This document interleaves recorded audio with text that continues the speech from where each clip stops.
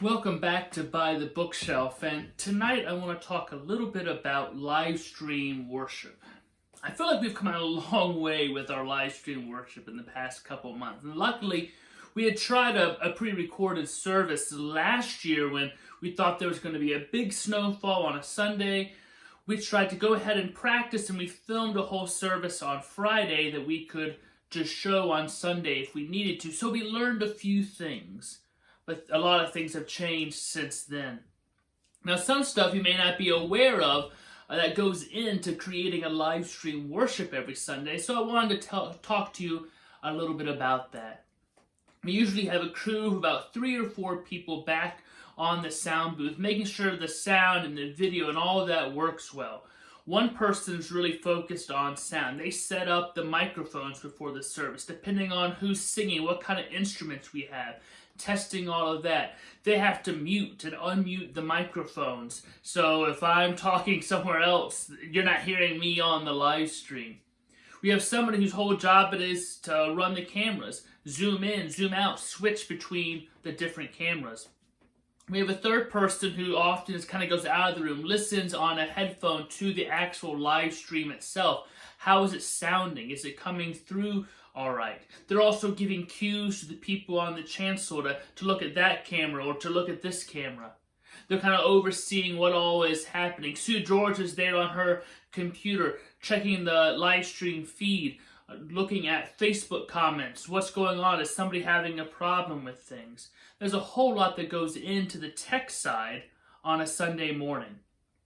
So in the beginning, while someone was preaching, someone would just direct us which camera to look at different times, and we would make that transition. But we found that was actually kind of difficult because sometimes the transition would happen at a point in the sermon where you don't want to suddenly switch gears all of a sudden. And it wasn't as smooth as it could be. So what we started doing is writing a manuscript, and we'd have a copy, and the sound team and video crew would have a copy. And we actually mark at what point should you switch to the next camera. So we know exactly when to stop and pivot and look at camera 2.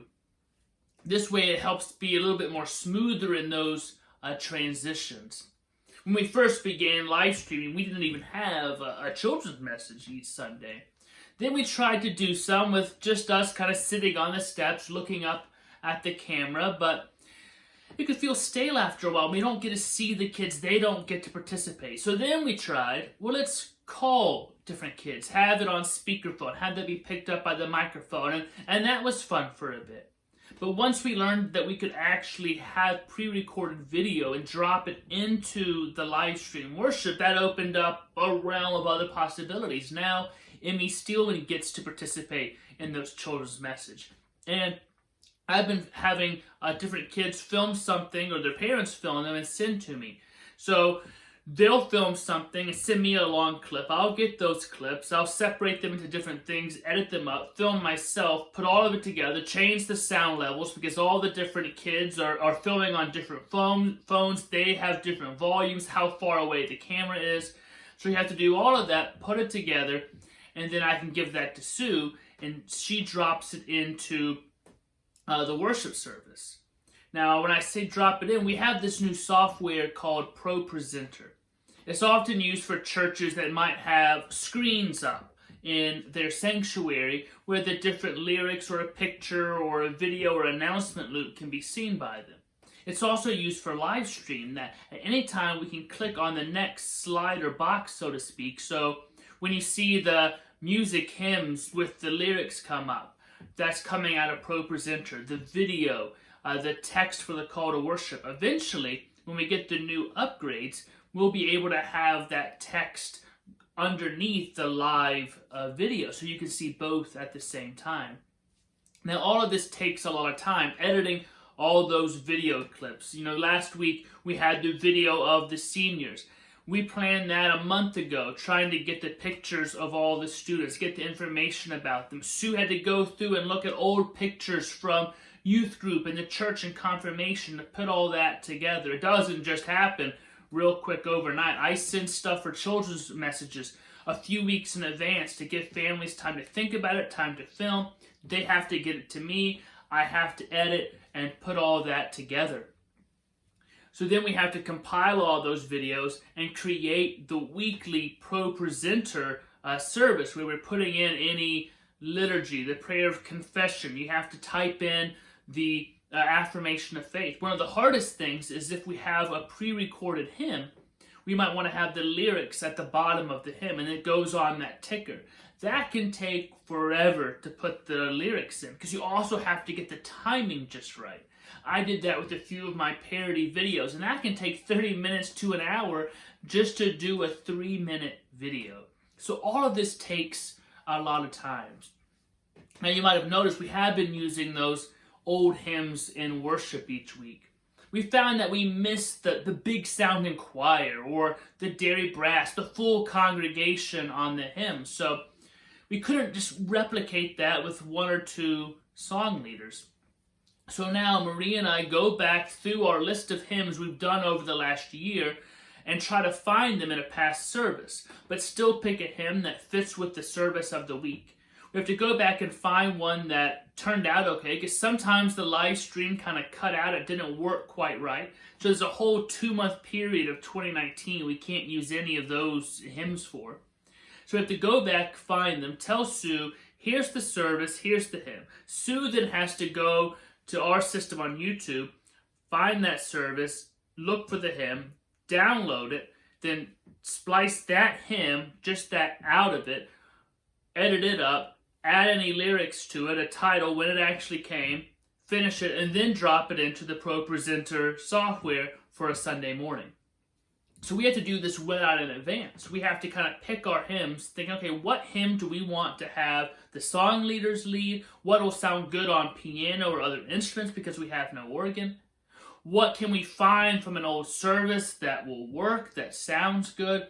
So we have to plan all of this several weeks in advance. We're trying to go ahead and get the summer planned out as we're thinking about what special videos do we need. Do we want to ask people in the church to create a video? Dan's working with small groups in the choir to do benediction and other things. He has to plan that out. He has to teach the songs.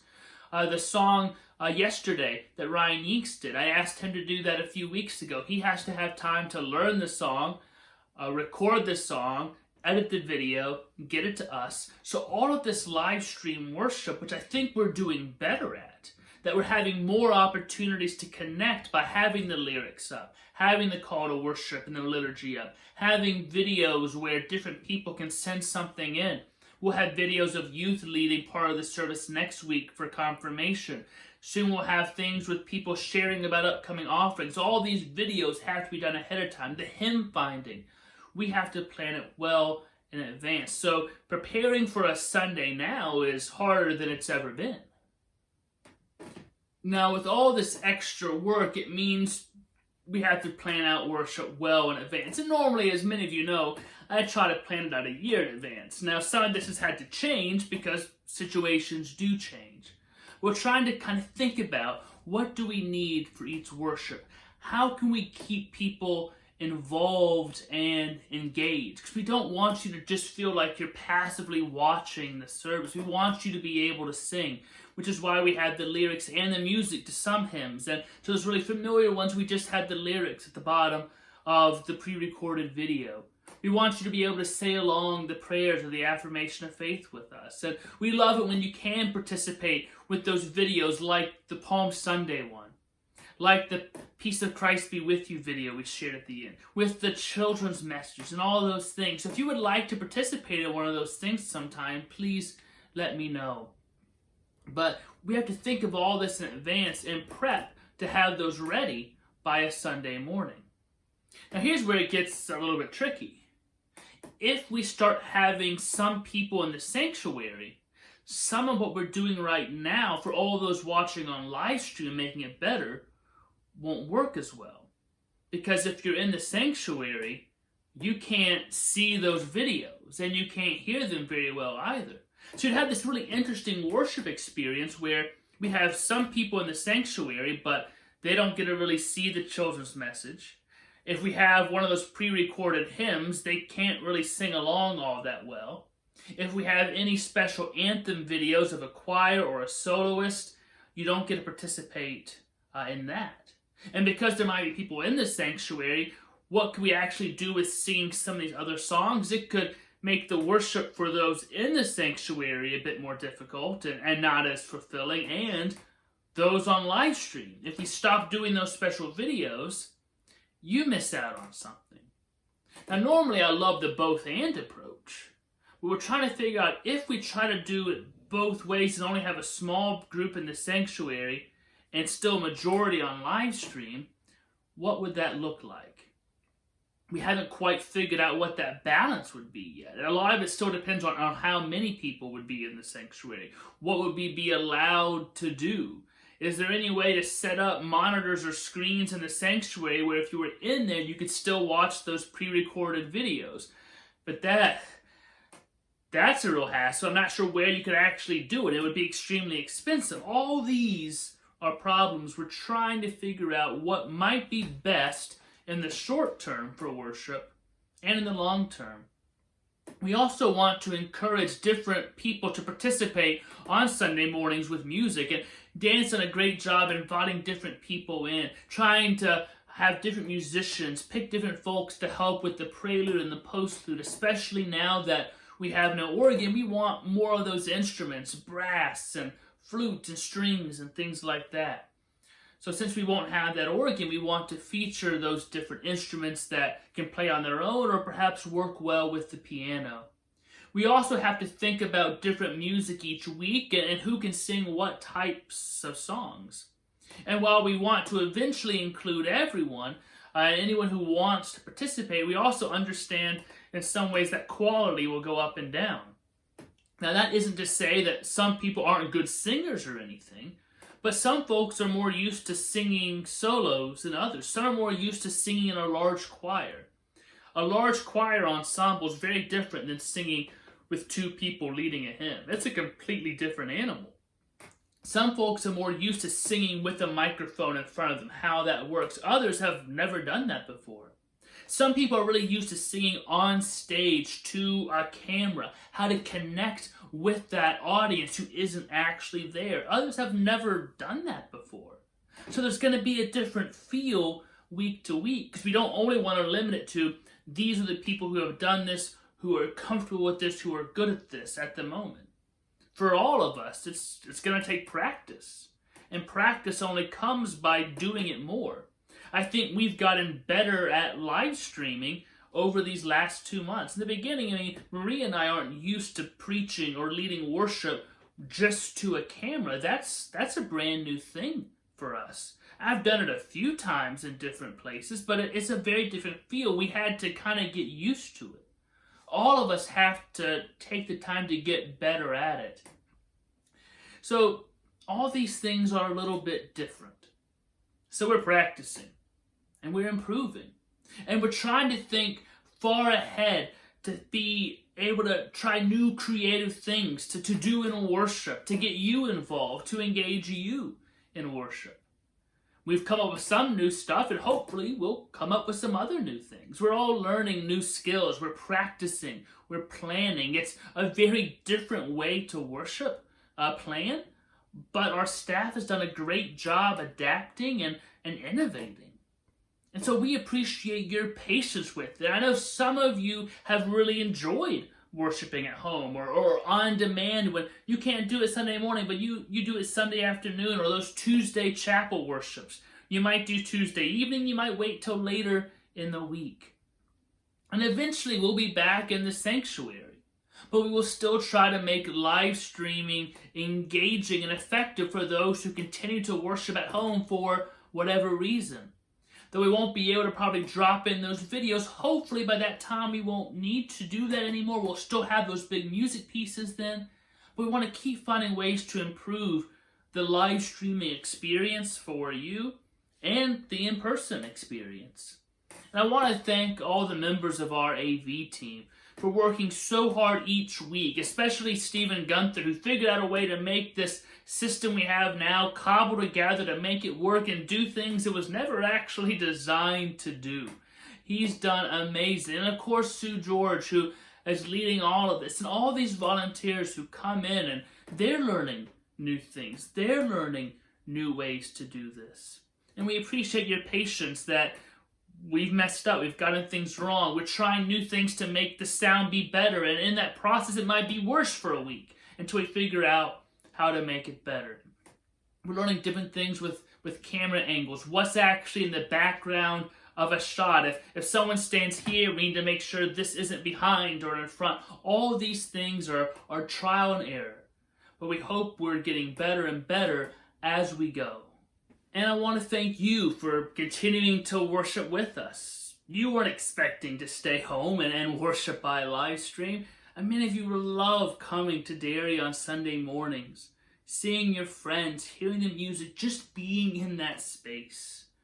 I understand that loss there, but I appreciate you sticking with us. And I know some of you have actually really enjoyed the live stream experience, worshiping at home with your family, some with your kids. If you read the long read in last week's e-news, my wife Courtney shared about how this has actually been really spiritually fulfilling worship for her and for Verity, and some of those reasons why. We want to continue to find ways to help you worship and connect digitally. We will continue to try and innovate and provide a live stream worship service that provides you what you need as best as we can until Session decides we should do something different. And I'm not sure when that will be, and I mentioned earlier having a small amount in the sanctuary could actually drastically change what we can offer on live stream and in the sanctuary. But we hope to have plenty of time to figure that out, since we do have to plan so far in advance to put together those live stream worship services each Sunday. Our task force continues to work, and we'll have a list of recommendations for the session when they meet on June 17th. And of course, right after that meeting, anything that's approved, I'll share all of those decisions with you here by the bookshelf the following Monday. We won't have everything solved and figured out by June 17th. There's still too much data changing and things, but we want to start making those plans, want to start figuring it out. And doesn't mean we'll never have to change or adapt, but we're coming up with those plans and making those recommendations for the near future, and then we'll look to the further future next. I'll continue to update you as recommendations are made and approved. The recommendations going to session this month deal with small group gatherings at the church, especially as things turn green, the plans for potential outdoor worship, and recommendations about Sunday mornings and live streaming. And as always, if you have any questions, feel free to give me a call at the church, my cell phone, email me. We continue to be in this together. We continue to meet and have fellowship, to worship. And again, I encourage you to find ways to connect with your church family. If you have Zoom, come on that talk and tea I offer. Come to some of those special fellowship times. Come to one of the Zoom meetings to meet Reverend Mylan, so you can get a sense of her before the congregational meeting on the 21st. Come to post-worship fellowships after worship. Make phone calls, connect on Facebook, join one of these Facebook reading groups. We're going to have some upcoming adult ed classes, even on weeknights coming up on Zoom. I'm going to be running a trivia night later in June on Zoom, where anybody in your house can participate in this kind of trivia competition. That'll be fun, there'll be prizes. We want to figure out ways to have those connections for you. So if there's anything we can do to help you participate in those, please let us know. The church is still going strong. It's great to see some of the God Squad out working, laying a mulch down. This has also been a great time to get some of the work done around the church that needs to get worked on. Painting, fixing things that are broken, redoing some of Room 60's other projects. We're getting those done. So as you come back, you'll see a lot of new things. And we won't have to have those delays of times when everybody's here and we have to say, well, don't come over here, or this has to be closed for now. We're trying to make the most of this time for both the present moment and in the future. So until we are able to meet together again in person, God be with you, and may God be with us all as we continue to proclaim God's word, share God's love, and practice God's justice.